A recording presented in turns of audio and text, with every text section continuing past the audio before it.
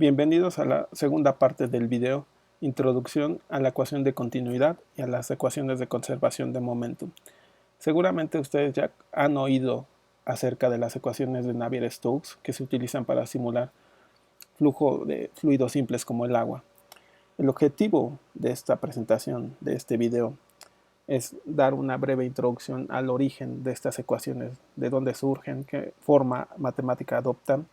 No pretendo dar un curso avanzado porque esto demoraría más, más videos, demoraría mucho más tiempo, pero solo quiero usar los conceptos básicos para explicar el significado físico de estas ecuaciones y derivar estas ecuaciones que después nos permitirán solucionar un problema de un flujo simple, de un fluido simple como el agua. Y esos problemas después los vamos a resolver con métodos comunes en el área de dinámica de fluidos computacional, como por ejemplo el método de diferencias finitas y el método de volumen finito. Pero ahora vamos a comenzar con la segunda ley de Newton. Las ecuaciones de conservación de momentum se derivan de la segunda ley de Newton, que por Isaac Newton, sabemos que la primera ley nos dice que un cuerpo permanecerá en reposo a menos que fuerzas externas actúen sobre él. Pero la segunda ley de Newton nos dice que cuando fuerzas externas actúan sobre este cuerpo, el momentum, que aquí lo definimos como P, las letras en negrita significan que tenemos una cantidad vectorial. El momentum va a ser definido como la masa del cuerpo multiplicada por la velocidad del cuerpo. Entonces la segunda ley de Newton nos dice que el momentum del cuerpo va a cambiar de acuerdo a la siguiente ecuación. Aquí tenemos la derivada del momentum con respecto al tiempo, y esto es igual a la derivada de la definición del momentum, que es masa por velocidad. La derivada de esta cantidad con respecto al tiempo debe ser igual a la suma de fuerzas que actúan sobre ese cuerpo. Aquí esta suma está representando, pueden ser muchas fuerzas, pueden ser n fuerzas las que estén actuando sobre el cuerpo. Y sí, básicamente esta ecuación nos dice que el cambio de momentum con respecto al tiempo es igual a la suma de fuerzas externas que actúan sobre el cuerpo.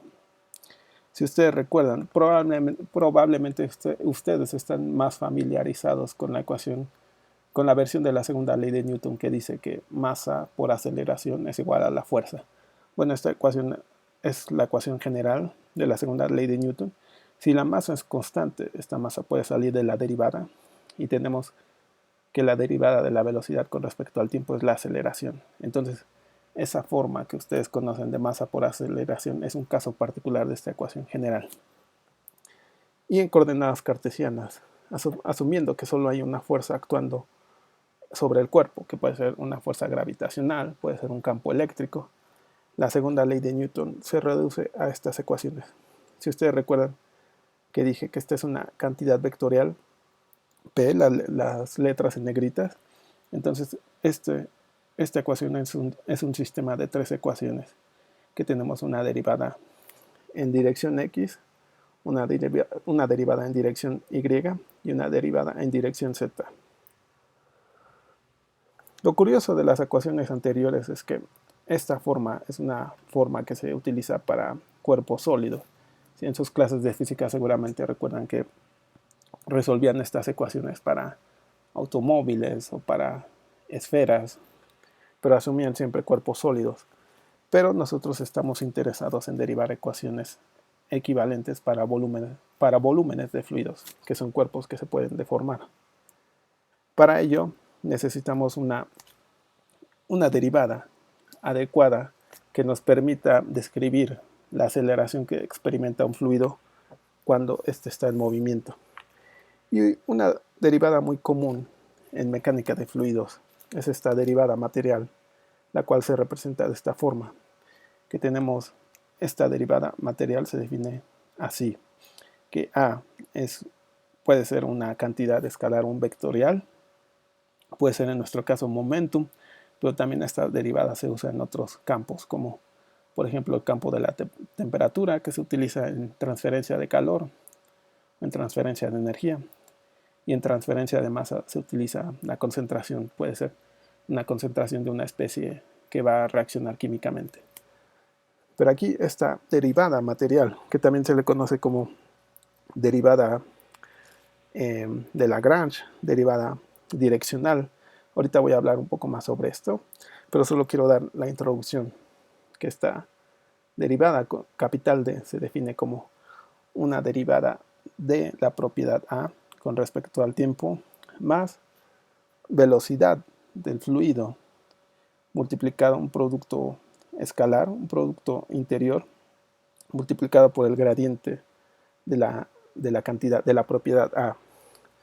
Bueno, esta derivada, como dije antes, también se le conoce como derivada de Lagrange, y es que la derivada de Lagrange consideraba un sistema de referencia móvil, en el que también considera eh, el sistema de referencia de Euler, que Euler, él estaba interesado en estudiar la variación de una propiedad en un punto fijo.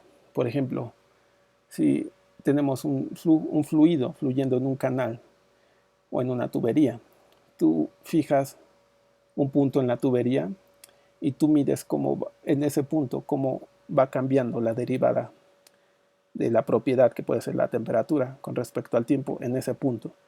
Euler es la persona que se dedicaba, o bueno, el que propuso este sistema de referencia donde definías un punto y tú medías los cambios de la propiedad con respecto al tiempo. Pero Lagrange incluyó variaciones con respecto al movimiento del fluido. Como dije antes, Lagrange usaba un sistema de referencia móvil y en él Lagrange estaba interesado en fijar, en lugar de fijar un punto fijo, Lagrange fijaba un volumen de fluido fijo y medía las propiedades, medía la variación de la propiedad A conforme ese volumen de fluido se movía. Y básicamente esta derivada, eh, bueno, esta derivada también se le considera como una derivada espacial, porque la propiedad está derivando en el espacio, está cambiando en el espacio en la dirección de la velocidad.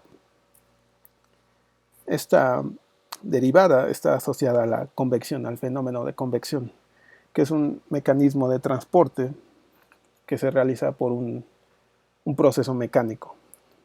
La convección se le conoce como la propagación de una propiedad, en este caso A, cómo se propaga A por el medio. Un ejemplo de convección es, por ejemplo, cuando tú estás preparando un café y tú le agregas azúcar, entonces con tu cuchara tú estás haciendo que las partículas, tú estás aplicando un esfuerzo mecánico, entonces con esa ayuda de la cuchara, con esa ayuda mecánica, estás ayudando a que el azúcar se diluya en el café. Entonces tú estás transportando, tú estás ayudando a que esas partículas de azúcar se muevan.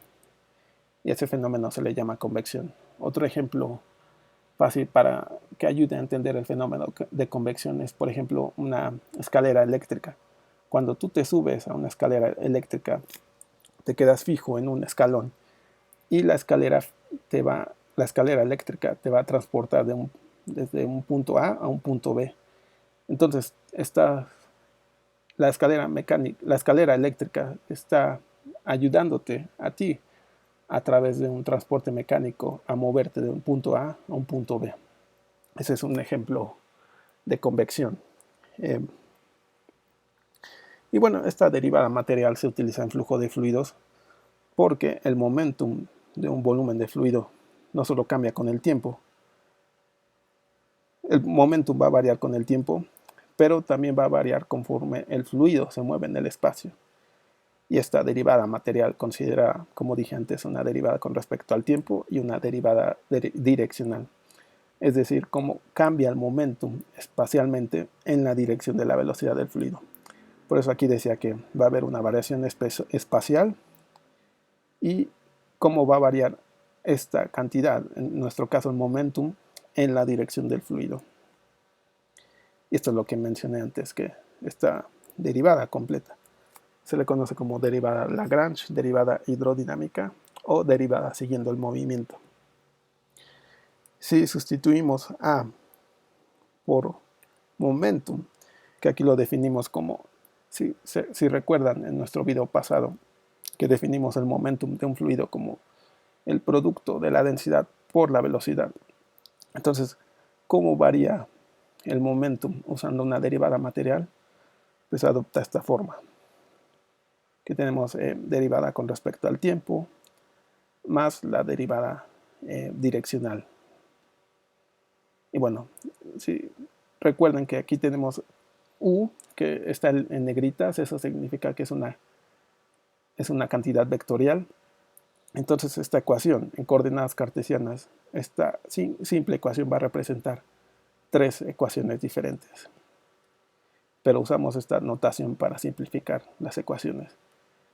Y en coordenadas cartesianas, la derivada material del momentum de un fluido se expresa con las siguientes ecuaciones. Que tenemos que en dirección X, para la velocidad en dirección X, la derivada material va a adoptar esta forma. Para el componente Y va a adoptar esta forma. Y para Z esta forma.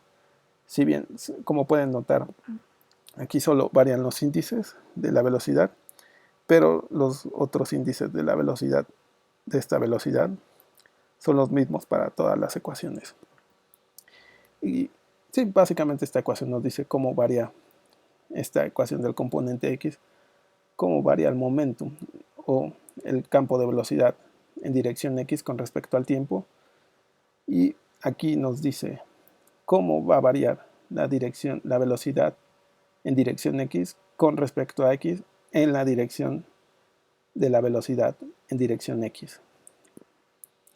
Aquí nos dice que este segundo término nos dice cómo va a variar la velocidad en dirección X con respecto a la dirección Y en la dirección de la velocidad en dirección Y. Bueno, estas derivadas son un poco difíciles de visualizar, pero si ustedes recuerdan esta imagen del video previo, que aquí nuestro sistema de coordenadas cartesianos, X va a ser en esta dirección e Y va a ser en esta dirección. Aquí tenemos, porque tenemos una contracción, que estamos forzando a que el fluido que viene de este canal grande lo vamos a forzar a que fluya a través de este canal pequeño. Y estas líneas, que se les conoce como líneas de corriente, son líneas que son tangentes al vector de velocidad, al campo de velocidad. Entonces aquí estas líneas de corriente son rectas, nos dicen que la velocidad en dirección X se va a estar moviendo en esta dirección, en dirección X. Pero si nos vamos más arriba, aquí podemos ver que hay una contribución tanto del campo de velocidad. La velocidad en dirección X está variando en Y, porque se está moviendo el fluido, las capas de fluido se están moviendo hacia esta dirección, pero también se están moviendo horizontalmente.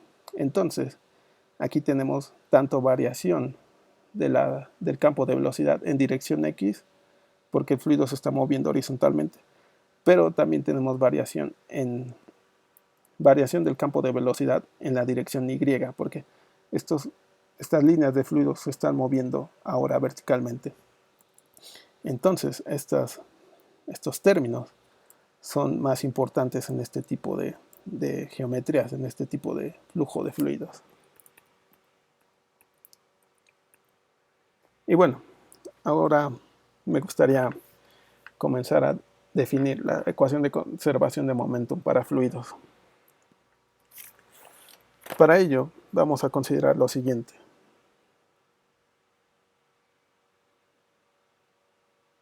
Bueno, para derivar la ecuación de conservación de momentum, vamos a considerar el siguiente volumen de control, en el cual está caracterizado por una velocidad U, es decir, este volumen de fluido se va a mover con velocidad U.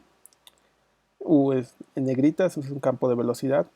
También este volumen de control tiene un volumen definido que va a depender del tiempo, es decir, que este volumen puede variar con el tiempo, y si el volumen varía con el tiempo, la superficie de este volumen de control va a variar también.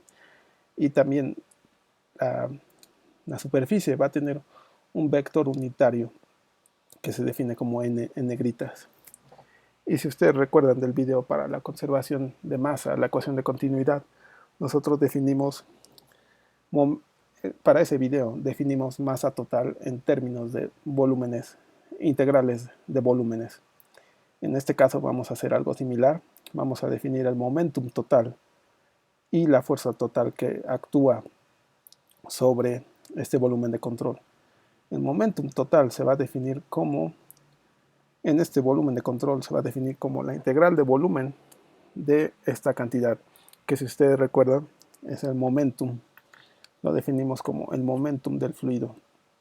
Pero si ustedes también recuerdan el video de la ecuación de continuidad, esta cantidad también se le define como el flux de masa. Entonces en fluidos tenemos cantidades equivalentes, similares, es decir, que el flux de masa va a ser igual o se puede interpretar también como el momentum del fluido. Se me olvidó mencionar al inicio del video que el momentum varía con respecto a... El momentum depende de la velocidad, pero también depende de la masa del cuerpo. Es decir, no es lo mismo que un objeto que pese 10 kilogramos se mueva con una velocidad de 100 metros por segundo, que no es lo mismo que cuando un objeto de una tonelada se mueve con la misma velocidad. Por eso el momentum es importante en fluidos definirlo así, porque el momentum va a depender de la cantidad de masa del fluido. Y también aquí tenemos esta integral de volumen, que representan las fuerzas actuando sobre el volumen de control. Y vamos a sumar todas esas fuerzas que actúan sobre el volumen. Recuerden que las letras en negritas también representan cantidades vectoriales. Algo que también quiero decir es que vamos a definir lo que se conoce como un esfuerzo y una presión. Básicamente un esfuerzo se le puede interpretar como una fuerza que actúa sobre un elemento material por unidad de área. Esfuerzo nosotros lo aplicamos siempre en nuestra vida cotidiana, como por ejemplo cuando tenemos un pizarrón y nosotros hacemos una fuerza sobre el pizarrón. Lo que el pizarrón va a sentir es la manifestación de una fuerza de empuje, porque estamos aplicando nuestra fuerza con el brazo, con nuestro brazo, en una unidad de área del pizarrón. En el caso de los fluidos, los esfuerzos son representados por un tensor, nosotros lo llamamos tensor de esfuerzos, que es un tensor, es una representación matemática, que en este caso sería una matriz, que nos permite describir las fuerzas que actúan sobre un volumen de fluido.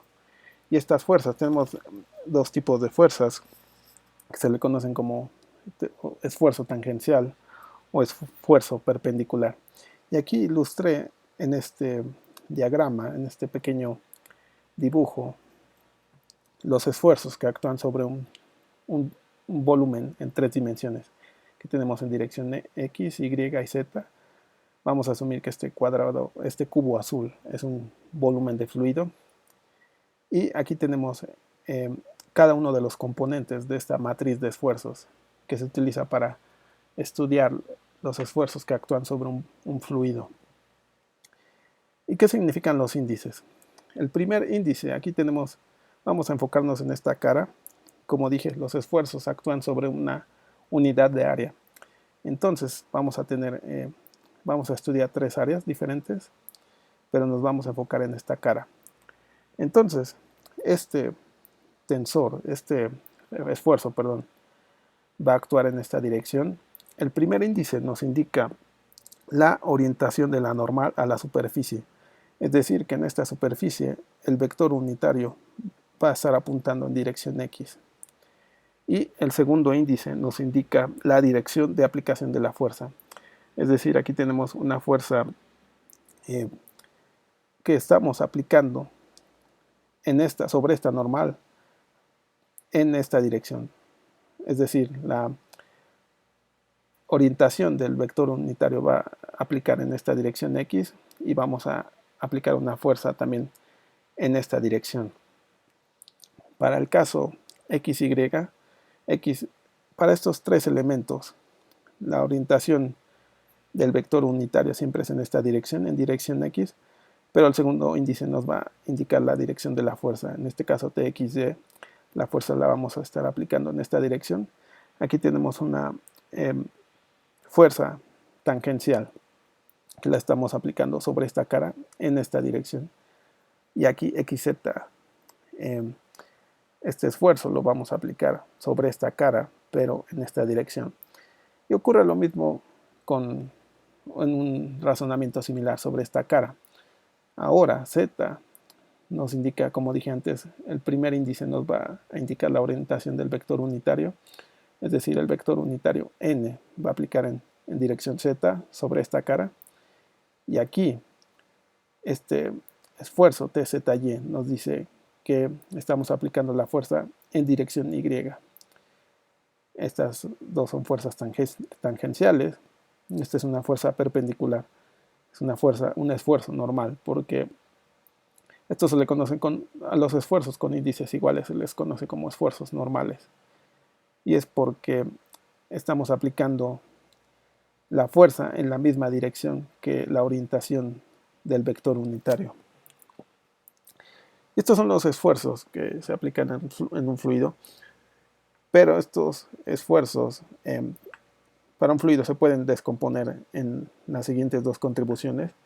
Aquí tenemos el término de la presión y tenemos un término también que se le conoce como el esfuerzo asociado con la parte dinámica, es decir, cuando el fluido está en movimiento. Cuando el fluido está en reposo, este esfuerzo va a ser cero. Entonces, el fluido, el esfuerzo T va a ser la presión en equilibrio. Es decir, bueno, ustedes saben que un fluido cuando está en reposo va a ejercer una fuerza perpendicular sobre cualquier superficie que esté en contacto con él. Como por ejemplo, cuando un fluido está en un contenedor, en un recipiente, el esfuerzo que va a ejercer el fluido es igual a la presión. Y la presión, por convención, siempre se le asigna un signo negativo. Y la presión siempre va a estar asociada a los esfuerzos normales. Es decir, que la presión siempre va a estar con los esfuerzos normales ZZ, XX y YY. Es decir, nunca va a aparecer en los términos tangenciales, en los esfuerzos tangenciales.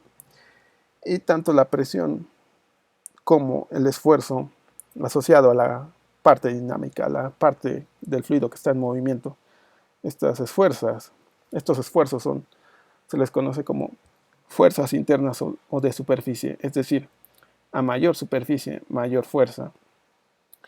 Y esto es a diferencia de otras fuerzas como la gravedad, que es una fuerza externa o de volumen, que va a depender de la masa del fluido, la masa del cuerpo.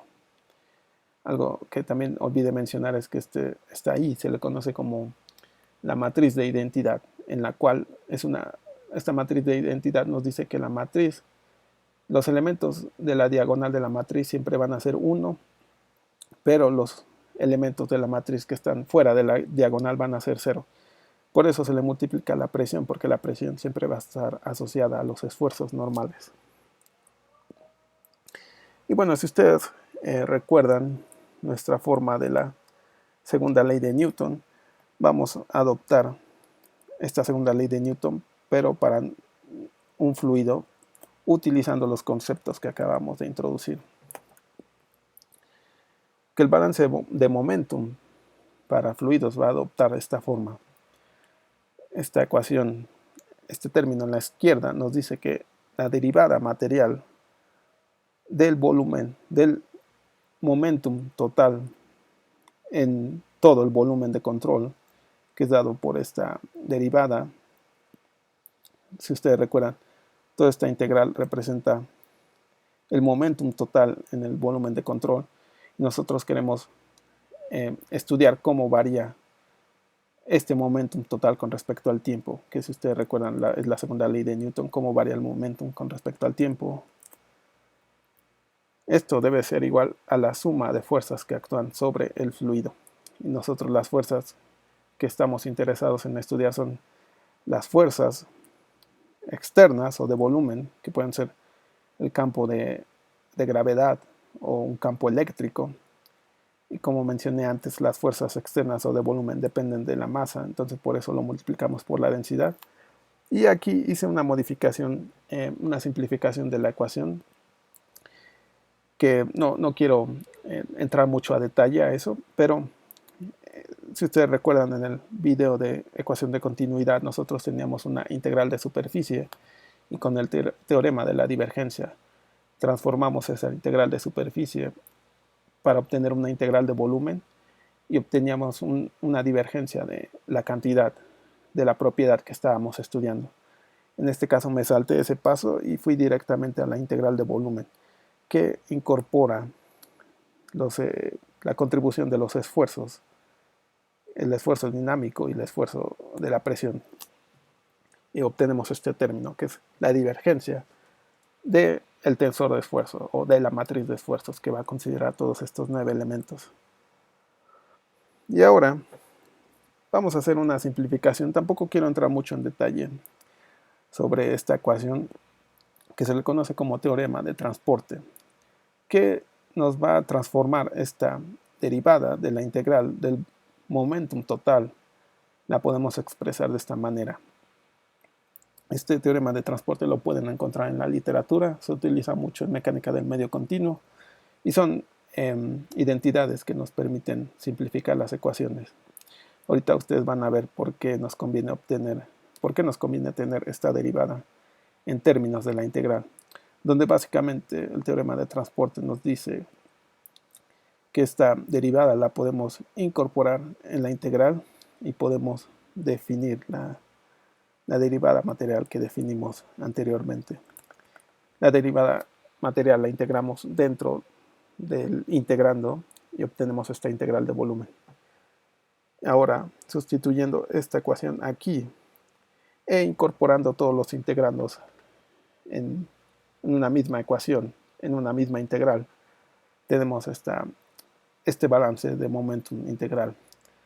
Y como mencioné antes, como mencioné en el video de ecuación de continuidad, para satisfacer esta ecuación, el volumen no puede ser cero, es decir, el volumen del fluido no puede ser cero porque este volumen es finito, este volumen está definido. Entonces, para que esta ecuación completa sea cero, la única forma de que eso ocurra es que el integrando sea cero. Y aquí tenemos la ecuación diferencial de conservación de momentum general para un fluido. Esta es una ecuación es una ecuación general, este no es un modelo. Esta ecuación tiene esta derivación que mostré, aplica para un fluido en general, puede ser para chocolate, puede ser para pintura, para agua, aceites. Para obtener una ecuación particular para cada fluido necesitamos conocer su tensor de esfuerzos. Como si ustedes vieron mi primer video, cada fluido en este planeta tiene un tensor de esfuerzos que va a describir cómo se comporta el material frente a los esfuerzos, frente a las deformaciones. Y bueno, esta ecuación de conservación de momentum se puede simplificar aún más. Por ejemplo, para un fluido incompresible, es decir, cuando la densidad no depende ni de la posición ni del tiempo, la ecuación se va a reducir a la siguiente forma. Es decir, podemos sacar la densidad de estas derivadas y obtenemos esta ecuación más simple. Asumiendo coordenadas cartesianas, es decir, que el campo de velocidad tiene estas tres contribuciones en dirección X, Y y Z. Esta ecuación representa un sistema de tres ecuaciones diferenciales parciales y adoptan esta forma. Como pueden ver, la complejidad de este tipo de ecuaciones hace que sea muy difícil poder resolverlas. También pueden notar que las ecuaciones son muy similares, pero lo que va a variar son los índices. Por ejemplo, aquí de la velocidad, los de la derivada direccional van a ser los mismos, pero los que cambian son los de las derivadas.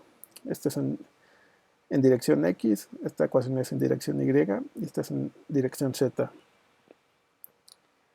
Y sí, esta divergencia del tensor de esfuerzo se puede expresar de esta forma. Bueno, para derivar las ecuaciones de Navier-Stokes, que son las ecuaciones más populares para simular un flujo de un fluido simple, necesitamos primero entender qué es la ley de viscosidad de Newton, que aplica para fluidos newtonianos. Bueno, como mencioné antes, aquí tenemos la ecuación de conservación de momentum para un fluido incompresible. Esta ecuación es general, pero para derivar la ecuación de un fluido de interés necesitamos conocer esta cantidad, esta matriz de esfuerzos. Y esta T se le conoce como ecuación constitutiva, que nos permite saber cómo va a reaccionar un material cuando le aplicamos un esfuerzo. Y también nos permite saber cómo se va a comportar este fluido cuando está en movimiento.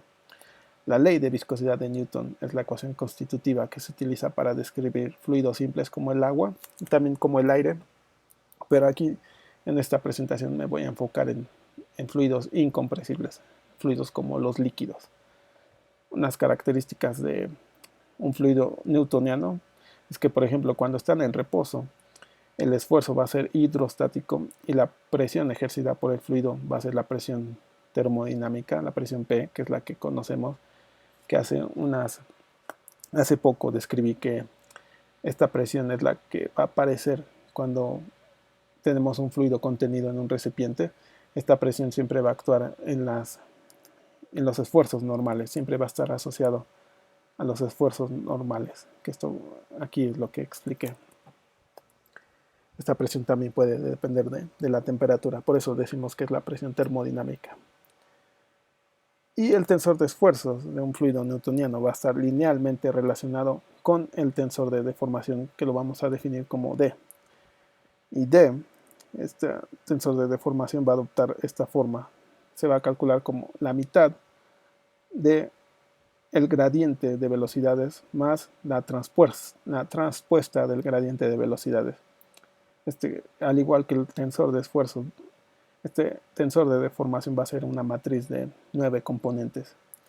Y el tensor de esfuerzos de un fluido newtoniano, la ecuación constitutiva de un fluido newtoniano incompresible, va a estar dada por esta ecuación, que va a tener una contribución al esfuerzo de la presión termodinámica, que está dado por este término, y esta cantidad, este término, que está dado que va a depender del tensor de deformación y de esta cantidad que se le conoce como la viscosidad. La viscosidad es esa propiedad física de un fluido, de cualquier fluido, que se va a oponer al movimiento, que se va a oponer a la deformación. Mientras más viscoso sea el fluido, más va a ser más difícil hacer que el fluido se mueva, va a ser más difícil poder deformarlo. Y el caso contrario es cuando la viscosidad es pequeña, va a ser muy fácil mover ese fluido o deformarlo. Estas ecuaciones son en negritas, son cantidades matriciales, y esta ecuación se puede ver de esta forma, que tenemos una matriz de esfuerzos, que estos esfuerzos, si recuerdan, son todos estos componentes que actúan en cada una de las caras de un volumen de fluido. Este tensor de esfuerzos, esta matriz de esfuerzos va a ser igual a la contribución negativa de la presión.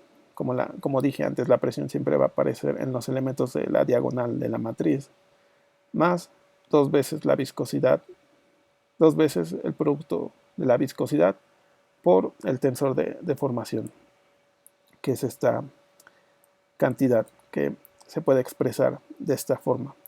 El gradiente de velocidades está dado por esta matriz, que básicamente nos calcula la variación de cada uno de los componentes de la velocidad en cada una de las direcciones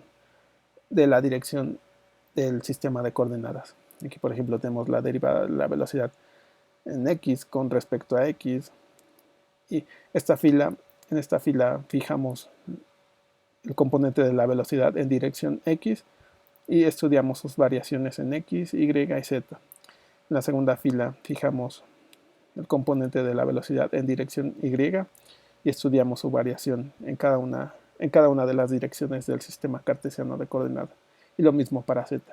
Y el transpuesto, básicamente, esta fila ahora la acomodamos de forma vertical. Esta fila ahora la acomodamos así. Y esta fila la acomodamos así. Estos son, si ya toman sus cursos de cálculo vectorial, una transpuesta de una matriz se calcula así. Y bueno, aquí definimos la viscosidad del fluido, que en este caso es constante. Para un fluido newtoniano va a ser constante. En un momento voy a hablar más de eso. Y este sigma, este tensor, es la contribución de los esfuerzos cuando el fluido está en movimiento. Y si ustedes también recuerdan mi primer video, estos componentes estas variaciones de la velocidad con respecto a x nos van a decir qué tipo de deformación el fluido está presentando. Podemos tener dos tipos de deformaciones.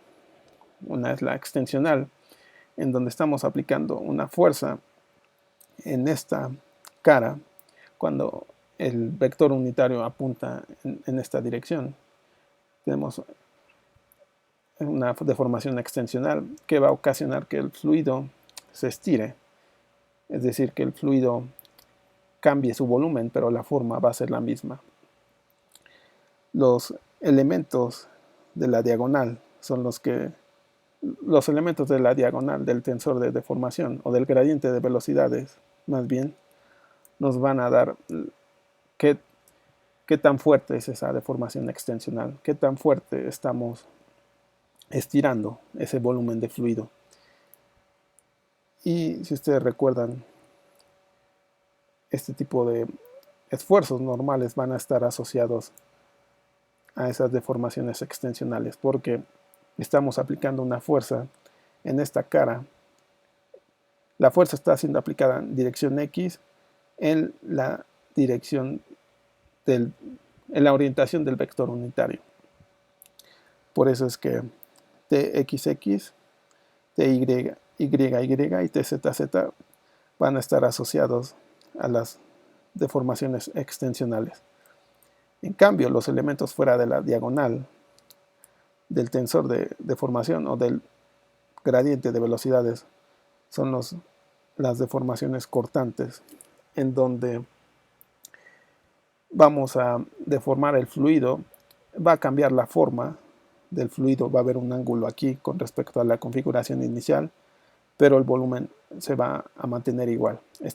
Las deformaciones cortantes se calculan con estas derivadas fuera de la diagonal de esta matriz.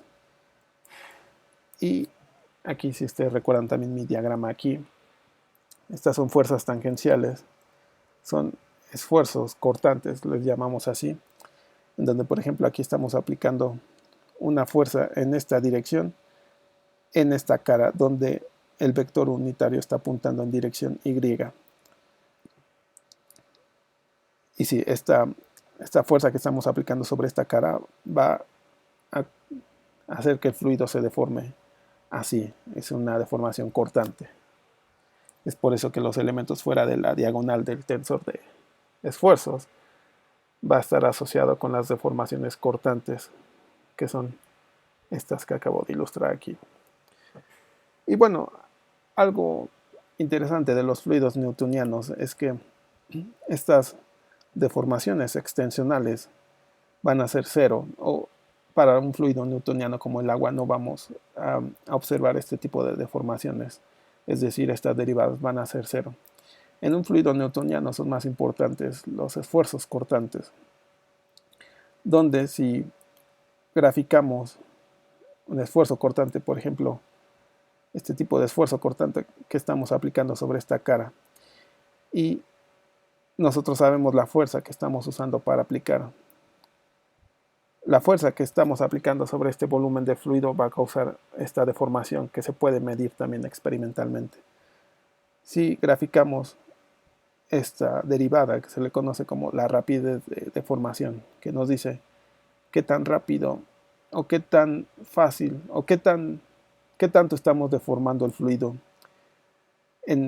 así, qué tan fuerte es esa deformación cortante. y lo graficamos contra el esfuerzo cortante, vamos a ver que en un fluido newtoniano esta relación siempre es lineal. Podemos tener este tipo de curvas, que en realidad son líneas rectas, y la pendiente de cada una de esas curvas va a ser el valor de la viscosidad. Y para un fluido newtoniano, siempre vamos a ver que la viscosidad va a ser constante con la rapidez de deformación. Es decir, no importa qué tan fuerte sea esta deformación cortante, porque puede ser pequeña, puede ser así, o puede ser, el ángulo va a ser mucho mayor entre esta línea de referencia y la configuración inicial. La viscosidad va a permanecer constante con respecto a la rapidez de deformación, pero la viscosidad va a depender de otras variables, como por ejemplo la temperatura, la presión y la concentración, es decir, la cantidad de... puede ser una mezcla, y la mezcla del fluido puede depender de esa concentración de los componentes de esa mezcla. Y bueno, tiene sentido si la viscosidad depende de la temperatura, porque generalmente ustedes cuando calientan por ejemplo, una mermelada o una pasta, ustedes van a notar que si ustedes lo calientan, se va a sentir menos viscoso ese fluido. Y la ley de viscosidad de Newton, que es esta forma matricial, en forma escalar va a adoptar la siguiente forma, que nos dice que el esfuerzo cortante va a ser igual a la viscosidad multiplicada por la rapidez de deformación, por esta cantidad, por esta derivada. Sigma xy también se le puede conocer como el flux difusivo de momentum, es decir, la fuerza por unidad de área que se debe aplicar para generar esta deformación cortante. U es la viscosidad o resistencia al flujo o a la deformación. Como dije, depende de otras variables, puede depender de estas variables. Y esta derivada es el gradiente de velocidades o la rapidez de deformación para que fluya el fluido. Ahora, para derivar las ecuaciones de Navier-Stokes, que expresan matemáticamente la conservación del momento y la conservación de la masa para los fluidos newtonianos. Es decir, las ecuaciones de Navier-Stokes acoplan la ecuación de conservación de momentum con la ecuación de continuidad, que es la ecuación que ya derivamos en el video anterior, que es conservación de masa. Si asumimos que las fuerzas externas de volumen son los efectos de la gravedad, donde G es el campo gravitacional, y también asumimos que nuestro fluido tiene propiedades físicas constantes, entonces nuestras ecuaciones de Navier-Stokes adoptan esta forma. Estas ecuaciones se derivan si sustituimos estas ecuaciones aquí en la divergencia. Yo no lo incluí aquí, pero si ustedes hacen eso, matemáticamente van a obtener esta expresión, donde tenemos a la aceleración del fluido. Recuerden que este es un cambio de la velocidad con respecto al tiempo, más una aceleración espacial, es decir, cómo cambia la velocidad en el espacio, en la dirección del fluido, en la dirección del flujo. Este término debe ser igual a la suma de fuerzas que actúan sobre el volumen de fluido, que en este caso tenemos un gradiente de presión. Este gradiente de presión es, por ejemplo, importante cuando tú estás transportando agua con ayuda mecánica, por ejemplo, una bomba. Esa bomba va a inducir un cambio en la presión que va a hacer que el fluido, el agua, por ejemplo, se mueva de un punto A un punto B. Puede ser, por ejemplo, de tu sótano, de tu cisterna, a tu techo de tu casa. Aquí tenemos una contribución que se le conoce como difusiva, es decir, cómo se va a difundir el momentum en el espacio. Aquí tenemos un laplaciano, que es la derivada de la velocidad, la segunda derivada de la velocidad con respecto a la posición, y aquí tenemos un campo gravitacional, el efecto de las fuerzas externas el efecto de la gravedad sobre nuestro flujo de fluido, en este caso agua. Estas ecuaciones son muy famosas en la comunidad matemática porque si ustedes han oído probablemente que estas ecuaciones son un problema milenial, en las que si tú demuestras que estas ecuaciones tienen solución, tú puedes ganar $1.000.000. Y es que estas ecuaciones son, si aplicas tus conocimientos matemáticos de ecuaciones diferenciales parciales, estas ecuaciones son altamente no lineales, porque aquí tenemos un término que es no lineal, que esto complica mucho desarrollar métodos exactos para derivar ecuaciones analíticas exactas. Y aparte tenemos, esto no es solo una ecuación, son 3 ecuaciones diferenciales parciales con varias variables. Tenemos la velocidad, tenemos el campo de velocidad, tenemos la presión, que también es una variable, y la vamos a acoplar con esta ecuación de continuidad. Entonces es un problema muy complejo encontrar una solución. No sabemos si en realidad existe una solución global para estas ecuaciones, pero con simplificaciones sí podemos encontrar soluciones a estas ecuaciones, que es de lo que se encarga la dinámica de fluidos computacional. Es decir, la dinámica de fluidos computacional se encarga de desarrollar métodos matemáticos para la solución de estas ecuaciones.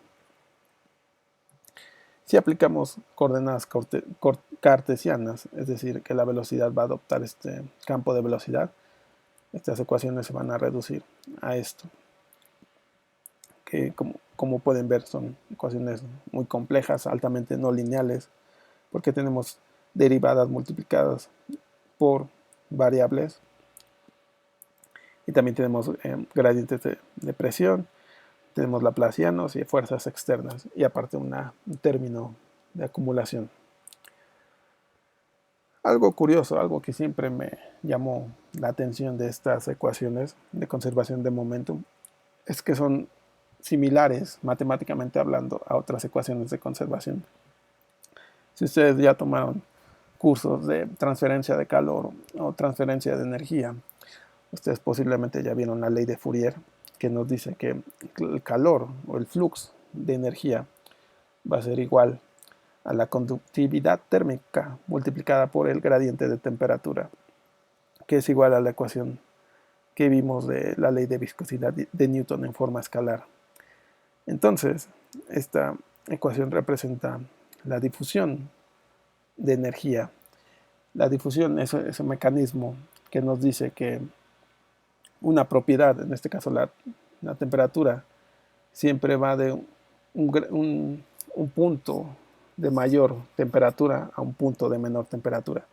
Es decir, el flujo de energía siempre va de mayor temperatura a menor temperatura. Y la ecuación de conservación de energía para fluidos, que se deriva a partir de la primera ley de termodinámica, que nos dice que la energía interna de un fluido va a ser igual al calor más el trabajo.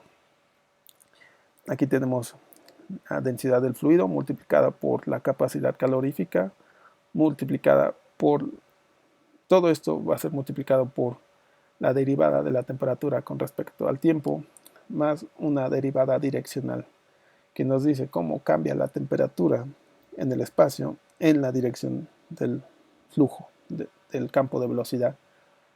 Aquí tenemos la energía interna del fluido, que si ustedes introducen, aquí estoy asumiendo propiedades constantes, pero si ustedes introducen esta cantidad en la derivada, ρ Cp por T, te va a dar nos puede dar esas cantidades termodinámicas como la entalpía o la energía interna U. Y de este lado tenemos un laplaciano de la temperatura multiplicado por la conductividad térmica más el término fuente, que nos dice que puede haber otras fuentes que cambien la temperatura en nuestro flujo. Puede ser, por ejemplo, efectos de la fricción, entre otros casos, o puede ser también efecto de un campo externo, un campo electromagnético, por ejemplo. Y esta ecuación, si ignoramos este término, y este término tenemos la ecuación de calor, que es una ecuación que se utiliza también para estudiar la variación de temperatura en un sólido. Como pueden ver, esta ecuación de conservación de energía es muy similar matemáticamente hablando a la ecuación de conservación de momento. Lo más interesante es que también hay otra ecuación similar para la conservación de masa con reacción química, que es la ley de Fick. Nos habla sobre la difusión molecular, que es igual, que tenemos que el flux de masa de una especie A, es decir, si por ejemplo tenemos una mezcla de dos componentes, el flux de A, es decir, la cantidad de moles, por ejemplo, de la especie A, va a ser igual al coeficiente de difusividad multiplicado por el gradiente de concentración de la especie A. Es decir, nos dicen que igual, similar a la ecuación de Fourier, que un gradiente de concentración siempre va de mayor concentración a menor concentración. Por último, la ecuación de conservación de masa con reacción química, que también es muy similar a esta ecuación, y a la ecuación de conservación de momentum, tenemos variación de la especie A, de la concentración de especie A, variación en el tiempo y en el espacio, debe ser igual a cómo se difunde la concentración A, la especie A, en el medio, es decir, las variaciones espaciales por difusión molecular, más un término fuente, que en este caso puede ser una reacción química, que la especie A se puede generar a través de una reacción química, por ejemplo, la transformación de un componente B para A. Y sí, estas ecuaciones son similares. Entonces, si tú sabes manejar estas ecuaciones y entiendes el principio físico de esas ecuaciones, puedes también entender otros fenómenos como la conservación de energía y la conservación de masa. Por último, en el siguiente video vamos a utilizar estas ecuaciones de conservación de momentum para resolver matemáticamente un flujo simple. Vamos a resolver el flujo más simple que se puede, para la cual se puede encontrar soluciones analíticas para las ecuaciones de Navier-Stokes, que es el flujo cortante simple, que básicamente tenemos aquí en esta geometría represento el flujo cortante simple, que tenemos un fluido newtoniano, un fluido incompresible dentro de dos placas paralelas, dos platos paralelos separados por una distancia h. El plato superior se va a mover con una velocidad en dirección x con este valor de velocidad, que puede ser 10, puede ser 100, puede ser 1000, y el plato inferior va a estar fijo. El plato inferior se va a encontrar en el punto y igual a 0, y ahí la velocidad va a ser 0 para el fluido. Vamos a tener condición de frontera de no deslizamiento. Vamos a asumir viscosidad y densidad constantes y vamos a asumir estado estacionario e isotérmico. Nosotros vamos a resolver las ecuaciones de Navier-Stokes para esta geometría. Esto lo vamos a ver en el próximo video.